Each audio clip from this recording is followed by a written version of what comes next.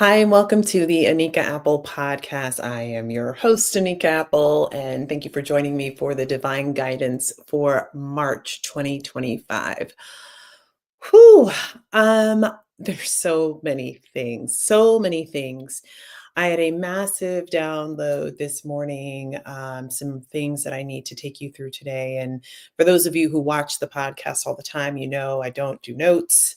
That God typically gives me a couple topics and I flow prophetically. I am going to do that today as well. As do have a couple of things that God just gave me literally before I hit start.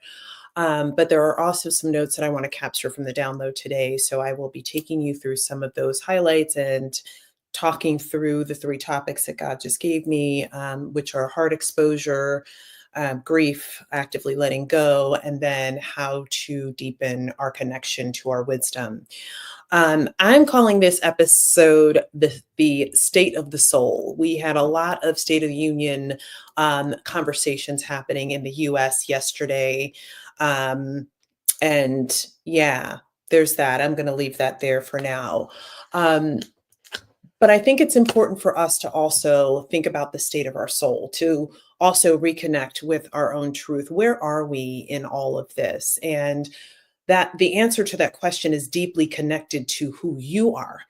Where are you in your journey, in your healing journey, on your path to purpose? How are you navigating through all the things that you're hearing out in the world? What is making you feel any level of angst or frustration or fear? Like, what are the things that are impacting you, or some might say triggering you in these moments? I think that it's important that we pause for a second and just assess.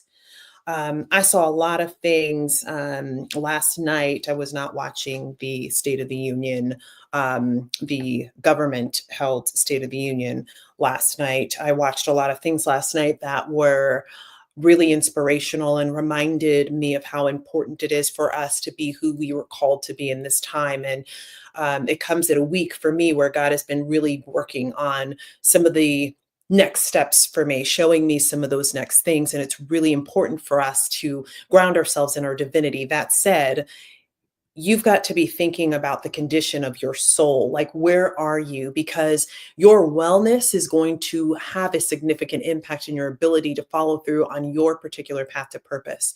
I've been saying it a lot on the different platforms that I have around the importance of doing your healing work. It is critical. I cannot stress enough that if you are not taking time to look at what's going on the inside of you, if you are not doing the healing work, if you've not spent time in introspection, you are putting yourself at a deficit, because quite frankly, you're going to need to use your perspective to see and understand, to intuit and digest what's happening in the world. And without that, you are leaving yourself in a place of vulnerability that could be avoided. This is not the good, healthy vulnerability. This is like I could have done things differently, seen things differently, understood things differently. So imagine, let's use offense as an example. Something happens and you immediately find yourself jumping to feeling offended by what someone said or did. That there's something there, right? There was something that happened that certainly could be an influencer for how you feel in this moment, but your decision to react in a way of being offended actually has something to do with something on the inside of you.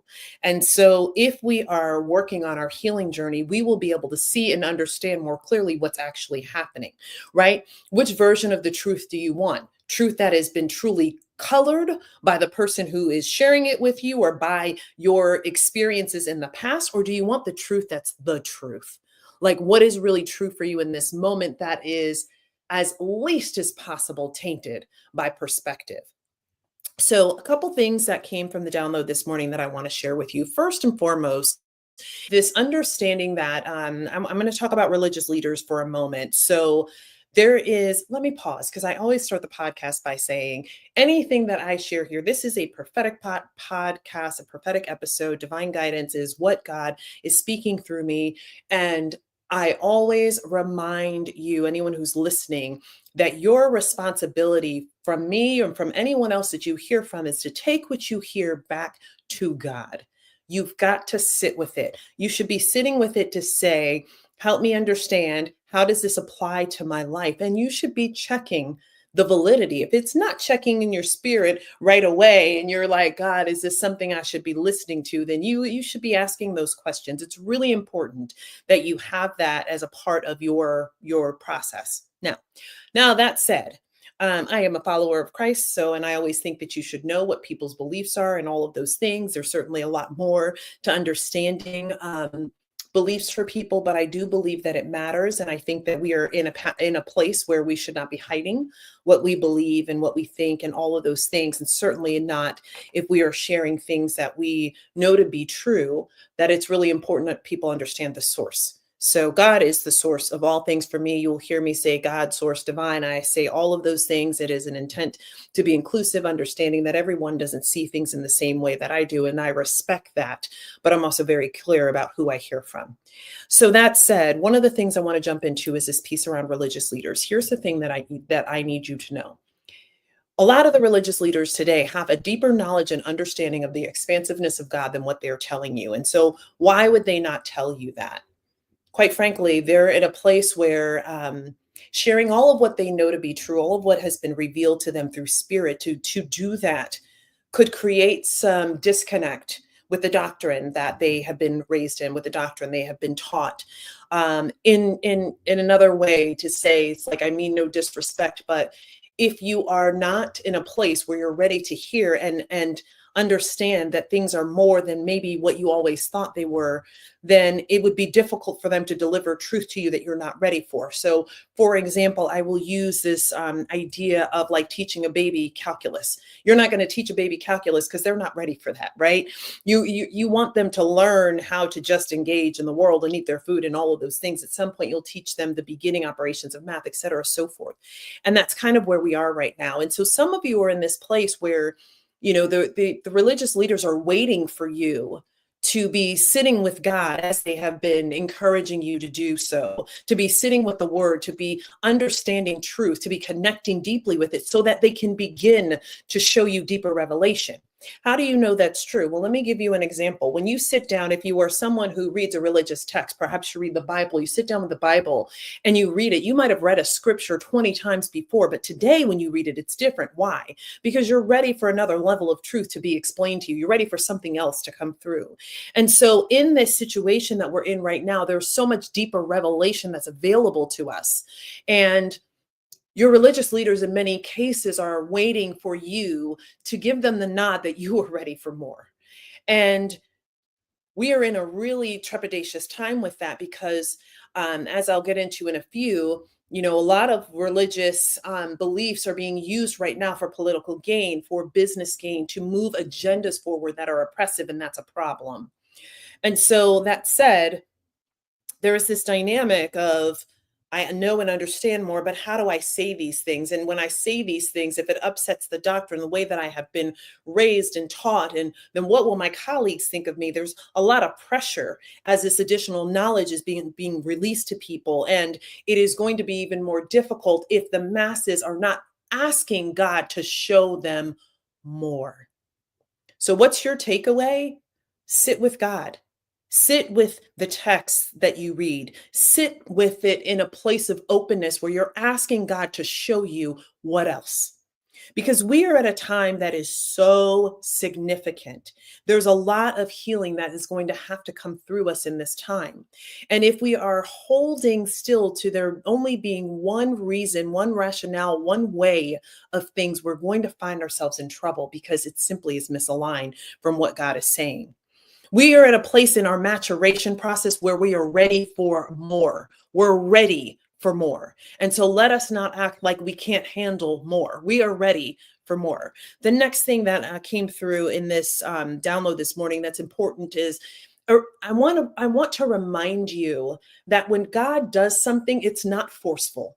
God is a God of love. Love is easeful. It doesn't mean it's always enjoyable, but love is easeful. God does things with an invitation, not a direction, not coercion.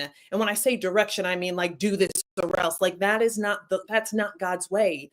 Every time God is always encouraging us, inviting us, believing, trusting that as we see and build relationship with God, that will be enough for us to desire more and more of it. And so when you see stuff that is happening that is forceful, you've got to know that's not God. God is not forceful in the way that we experience it in the world. And so if you think about a love relationship, right? When the love relationship is flowing and everybody feels equal and balanced, it's like it's just so easeful to be in it. But when someone is trying to control and manipulate you, you feel something different about that love. That control and manipulation is not coming from unconditional love, it's coming from fear. So hold that as you begin to think about what you're seeing in the world, right? There's all of this stuff that's telling you it's being based on the word of God, on God's desires, especially, this the rhetoric around us becoming a Christian nation. There's a whole lot there that does not look like love. It doesn't sound like love. It certainly doesn't feel like love. So is that really what is happening? Is it a Christian nation that we are becoming, or is it oppression cloaked in the word of God? I don't even need you to go sit down and think about it, because I know you already know. I'm only on my second point, and already like this thing, it's got to break. We've got to see the truth for what's happening in front of us. This is not a time for us to be questioning truth. It's a time for us to be standing on what we know to be so. What we're experiencing right now is ego. It is ego. So when that person who says they love you is operating in a way that they're operating from fear, it's really ego that is stepping in. And that's what we're experiencing in the world. Ego wants to desire to oppress you. That's what you're seeing. That's the dynamic that you're in right now. And it's really important for you to recognize that when people are operating from a place of ego, that's not unconditional love, and you cannot follow that. You can't just follow it, because that is going to lead down the road of destruction. So you can't just follow others on this journey. You can't just follow them and think that that is going to lead you to where you need to go. The next thing, you need to know that the structures, the destruction that you're seeing and experiencing right now, it has to happen, period, full stop. Probably doesn't have to happen in the way that it's been happening. It probably didn't have to get to this point, but we're here now. So let us honor the truth. What we have is broken.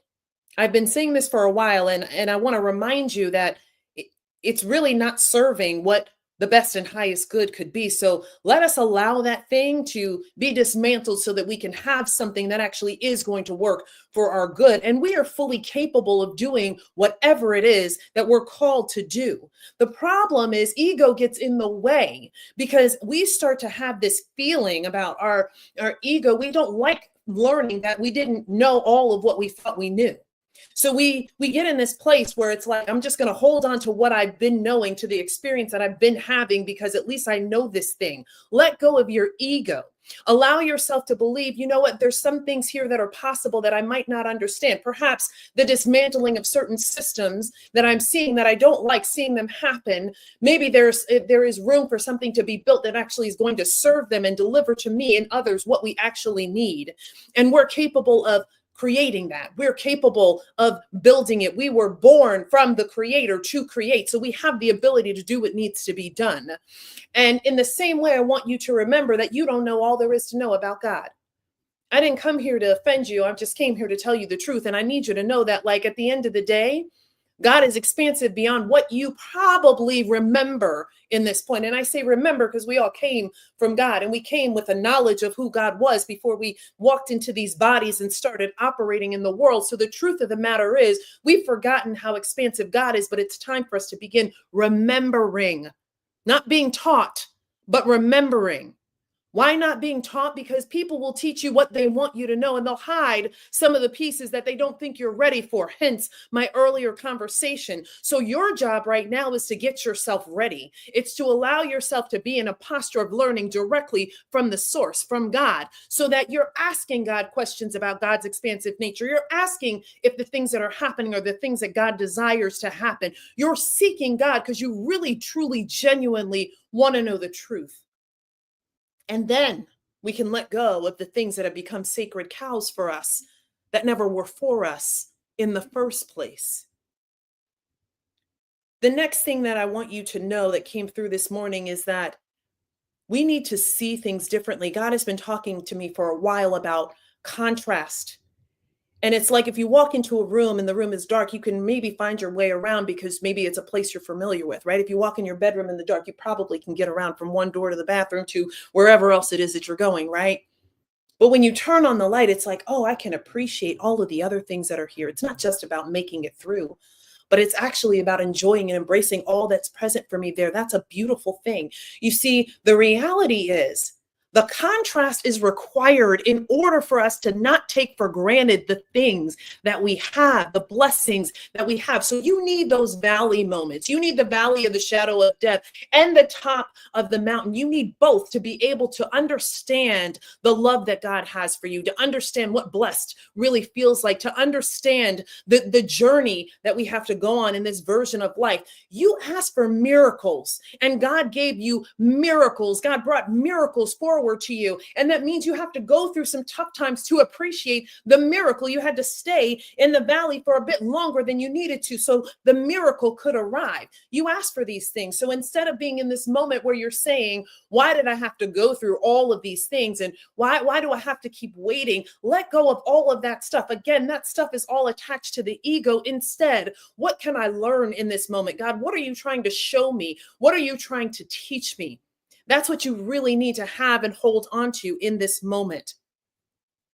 It's really important for us to recognize that we just simply don't know it all. I used the example earlier about the baby, like trying to teach a baby calculus, right? The reality is you learned math, and then you learn the basics of math, the addition and subtraction, and then multiplication and division. And then you learned that calculus was there all along.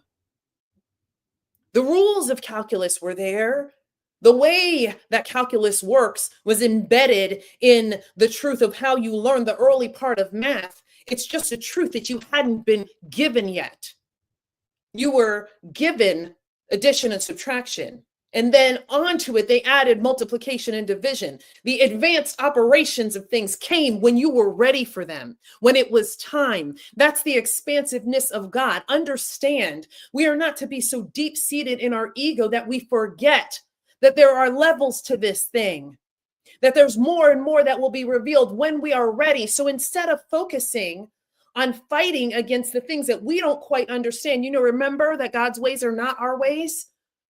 Remember to lean not onto our own understanding. Remember, we need to allow ourselves to sit in a time where we recognize that I might just be at multiplication. So there's still division and all of these other things, right? Before I really get an understanding of calculus, I remember I had to take pre-calculus before calculus, right?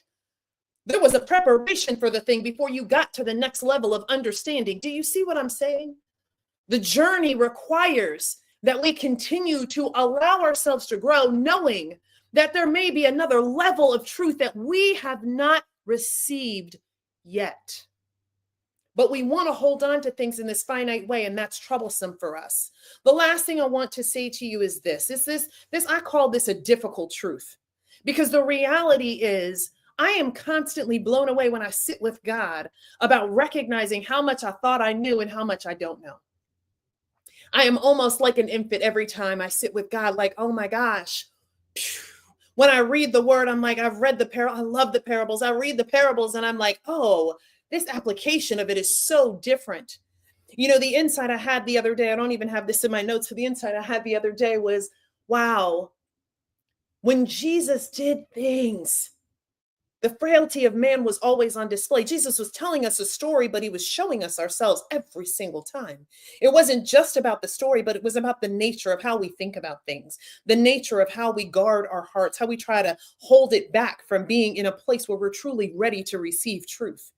The way that we can hear the story and see it really well for other people and ignore the fact that that story is absolutely for us. Like, these are the ways that we operate. And we wonder why we're not ready for more.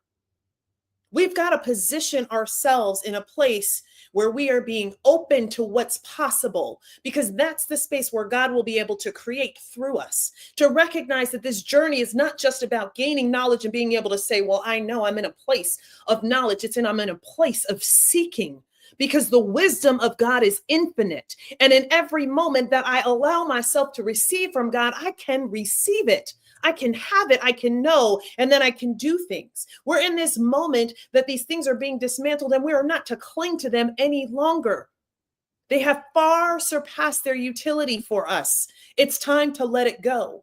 The other thing you need to know deeply is the misuse of God is right in front of us.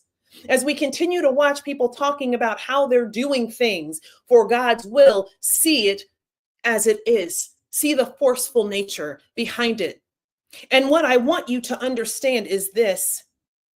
There is this mindset of people that's like, if I can just keep them grounded in believing this thing is God's will, what do they already believe? Imagine them in a room. What is it that they believe now? Okay, so how can we spin these things to convince people that what they believe is going to be answered by this thing that I want to do? That's what's happening to us. So we have people who truly, genuinely love God, who are looking at other people who also truly, genuinely love God, saying, how can you say that's God's will? Because what I see over here, that ain't it. Because you are being used and manipulated. Full stop. No disrespect intended, no judgment intended, just truth being laid out before you. God's name is being misused for an agenda. And that agenda does not even originate where you think it does. And so if you think about it, if you wanted to get people to do something in a way that aligned to what it is that you want them to do, what better place to go but to the places that have always established rules and decorum? Religion, education. If I can take over those two things and tell people what I want to tell them, how I want to tell them, convince them that I'm doing things for their good in alignment with what they believe, why wouldn't they believe it? You want to shift the narrative? You want to get people to conform, to do what it is that you want to do? Where are they already conforming? Where are they already following? Now, how can we manipulate that? How can we bastardize that? How can we change that into something that solves what it is we're trying to do? And it will be too far down the road when you actually realize that that's what's happening. And what came through, I wrote this in all caps, if we can just keep them grounded in believing that this is God's will. I want you to hold on to that statement as you interrogate the things that you hear and that you see, the behavior of people. I want you to hold on to that. What if? Just what if? Even if you don't believe me, even if you're like, I'm not sure if what Anika Apple really knows, right? What if you just held on to that statement and asked yourself as you hear things, is it possible that someone is saying, what if I can just keep them grounded in believing that this is God's will? And the only way for us to get clarity on that is to go back to God and say, God, what is your will? Is this your will? And for some of us, we're afraid to ask because we grew up reading a specific document that talks about things that sound similar.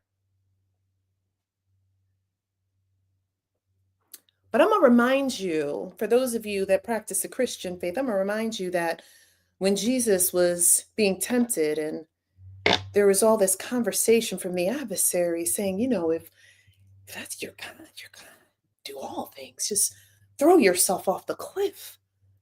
Just go ahead and do the thing, right? Well, we know who God is. Could God save you? You throw yourself off the cliff? Calling upon the name of God? Certainly.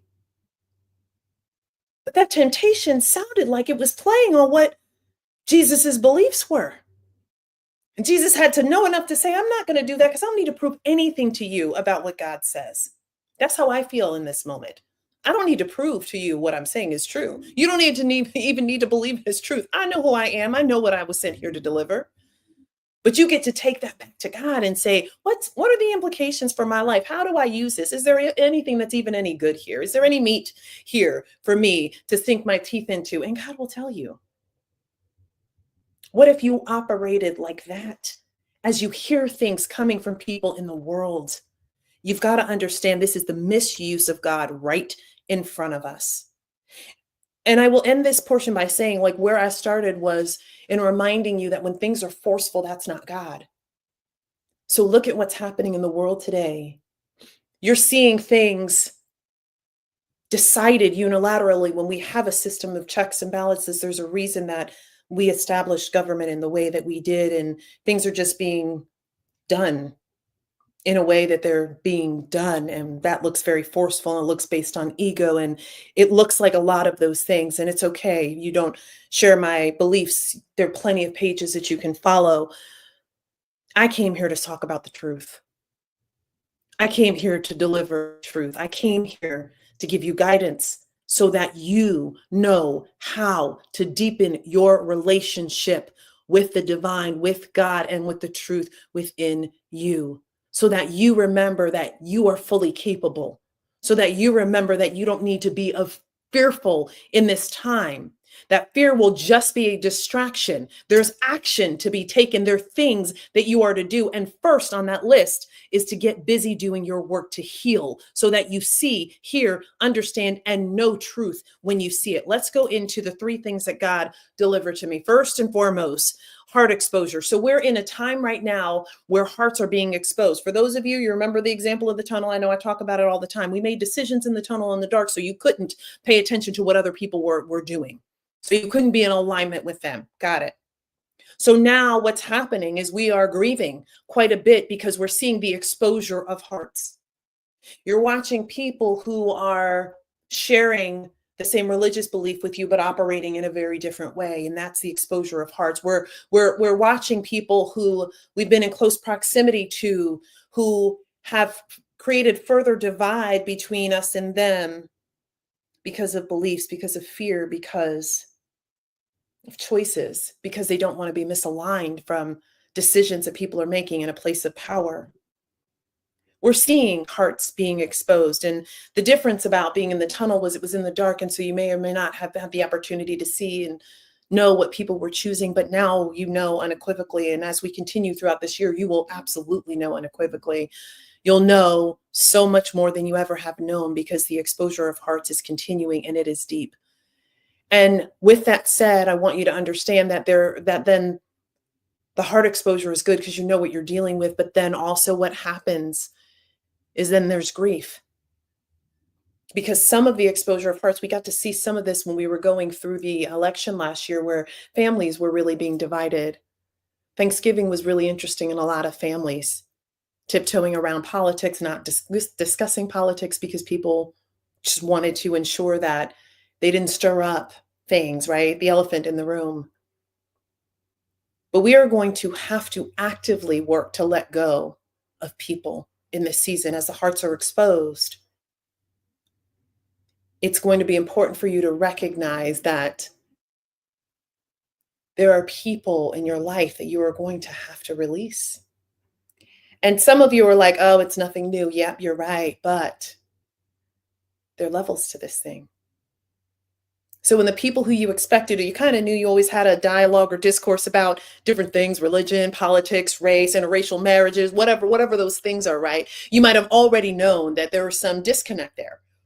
But what's going to happen in this season is you're going to be surprised at who believes what. And as their beliefs become deeper and deeper, as they stretch further and further away from yours, you are going to find yourself with some moments where you absolutely have to release people that you never thought you would be disconnected with. And there's grief also from other things that happen. There's just a lot of grief. So many of us are already experiencing grief. We're experiencing grieving the who that we were before we grew into the who we are today. which for me means stepping forward divinely and walking in my path to purpose, right? So that's what that experience means for me. Yours might be different. We're grieving relationships that we're seeing come up in ways that we didn't expect them to be, knowing that there's a significant shift there. And we're going to grieve the people who we're going to have to actively let go of. And many of us are grieving systems, processes, the ways that we were able to navigate before. But the beauty of this is that we get to also realize in releasing some of these things that they were never really meant to serve us anyway. We were never going to get to that highest and best good, the greatest good for all, if we continued on in the way that it was. There's also going to be a lot of grief when we get to the end of the year, particularly in November and December, when we learn more about what's been driving the behaviors that we're seeing in society around the world, not just in the US, but around the world, because there is a lot there. You might have seen me a little while ago look up and say,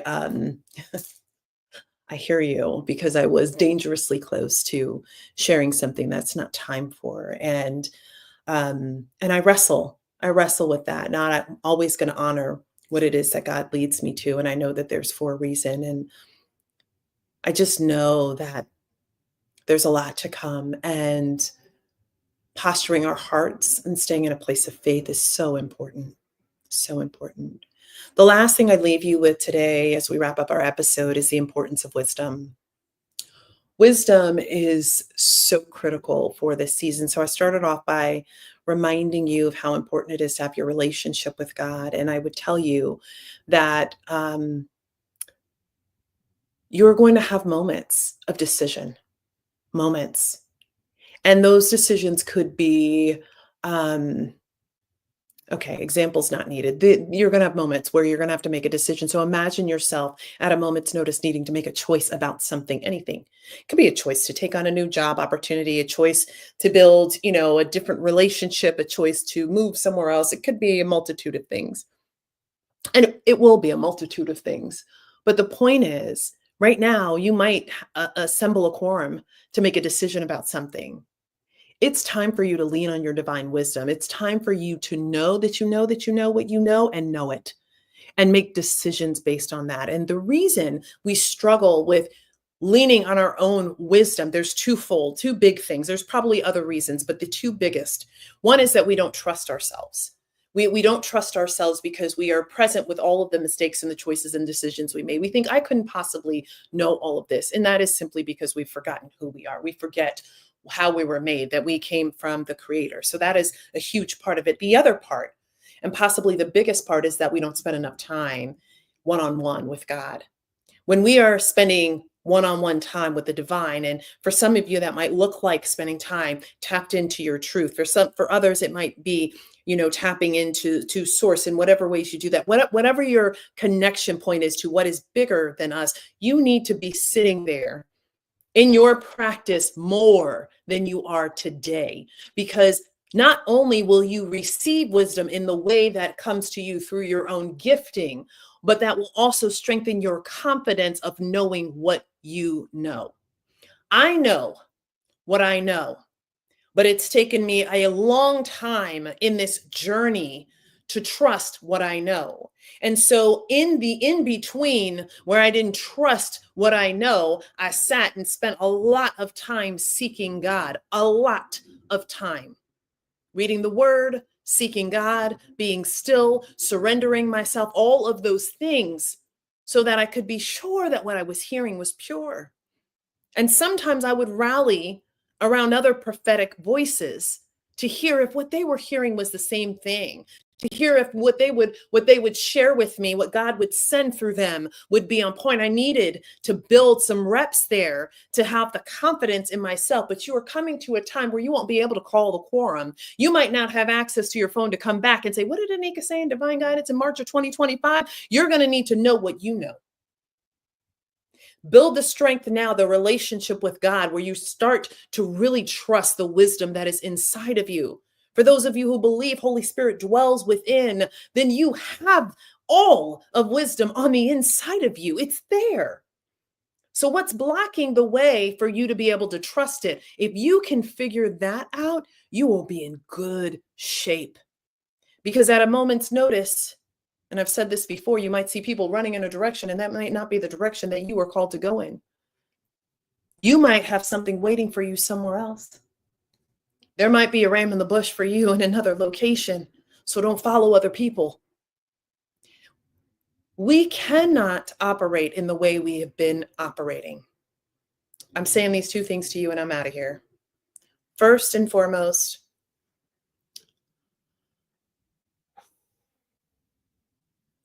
all community is important. All community. But there's some things that we need to heal. And I'm talking right now. I want to speak right now. I want to pause and talk to Black women right now. There are a lot of people on the internet saying, listen to Black women and all of these things. And I genuinely appreciate all of that. I really do. I'm grateful that there's a recognition of the contributions. And as much as I appreciate that, I also know that the other thing is true too. That as much as people are calling it out, there's also hurt that comes attached with it of like, why did it take so long? Why were our voices just not enough? Why could people not believe that truth was coming through us? Why was it that people would believe that we would want any less than what we would want for ourselves for anyone else? When has that ever been who we have been? Ever. Ever.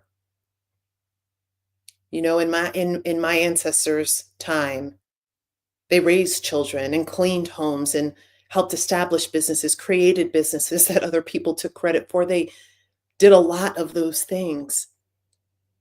We've always been here as a foundational part of this country, always, always. And I can say always because so many of us have Indigenous roots, always. And so in this moment, I just want to say to Black women in particular, God has called us to something really incredible. In the weeks to come, probably pretty quickly, I am going to be hosting a session for us to advance our healing one to another and to ourselves. And you will need it. I promise you, you need the refueling and the healing that is to come for what is up ahead. And I've known that there was this moment was coming for a while, and I would say to God, why us? Like, we have been on the front line so long. And I hope it gives you ease in this moment to hear me say, I sit in this place now and I'm like, what an honor. Because what God wants to do in and through us is so absolutely beautiful. And so I'm honored that I had the opportunity to create a space for us to heal. And you'll hear more about that now. If you are not connected as an Anika Insider, then please make sure you do that so that you get the information as we launch this opportunity for us. There's some big things to come from that. And I am really excited about the mantle that I get to carry in relation to it. That's one. The other thing I want to come back to is love. I need you, I want you, I hope that you will, to remember that love in its purest form is unconditional. And as much as we love people, when we are not right within, this is for everyone, when we are not right within, we cannot give that love freely in the way that it deserves to be shared. And so with that, I will tell you that unconditional love to ourselves has to be first, deep and pure. And when we give that to ourselves, we will be able to do all of what is required for us in the world. And we will be able to help others in ways that we could not have even imagined. But we've got to open the door for that to be so, because we love ourselves so deeply. And right now we are in a moment where a lot of things, I'll use the word triggered, are being triggered because there are things that we have attached to that have helped us to mirror versions of worth outside of ourselves, right? When we found it difficult to find it within. We were looking in those other places and we're seeing some of those things being dismantled, and it reminds us. And instead of us going back to that place where we feel like, well, we're not worthy, let us decide that that was not true. It was never true that we weren't worthy. We're all worthy. We're created by God. We're worthy. We choose to take whatever direction we do in our path, but it doesn't make us less worthy in the eyes of God. It might make us feel less deserving if we are choosing to run a path where we're lying, cheating, and stealing, right? It may make us feel less worthy if what we have sat with in our past has not been released and healed. But the truth is, the relationship to you and your worthiness belongs to you, and it belongs on the inside of you. No one else can deem that for you.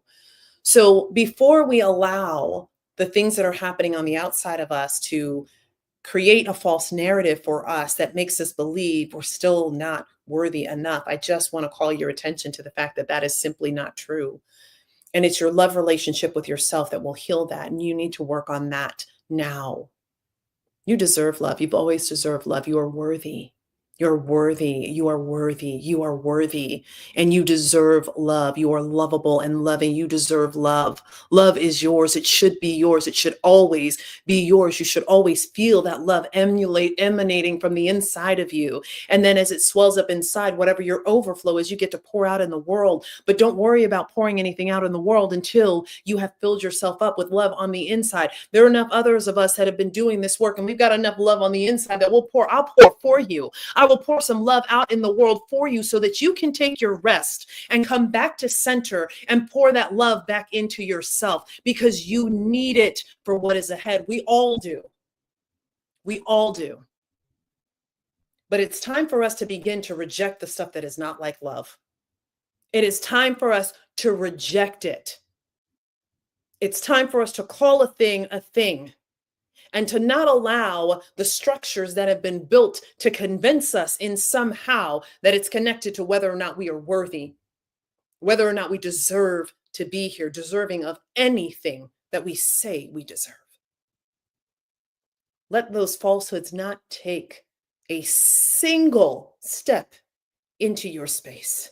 Let it not get a foothold anywhere on the inside of you, because they are lies. And the lies can't take root. People, we talk about the adversary, the enemy. It can't take root unless you believe it, unless there's something on the inside of you that believes it might be possible that it's true. That's why you got to do the healing work, so you can get rid of the things that you know are not true, so you can ground yourself in what is. So that's all the time that I have for today. I thank you for listening to the Divine Guidance Podcast.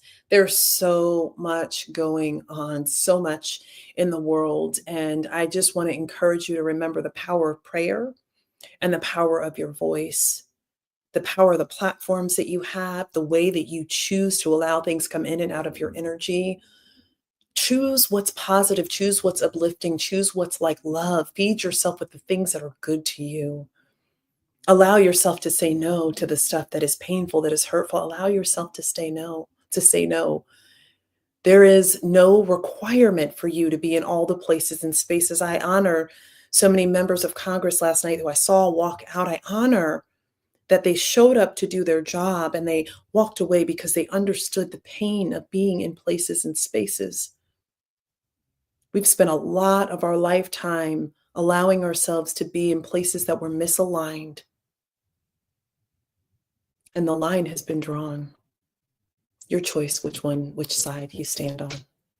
Sending you peace and blessings as always. Please make sure that you share this replay of the podcast with those in your networks, and ensure that if you haven't already, that you follow, you subscribe, so you never miss the episodes.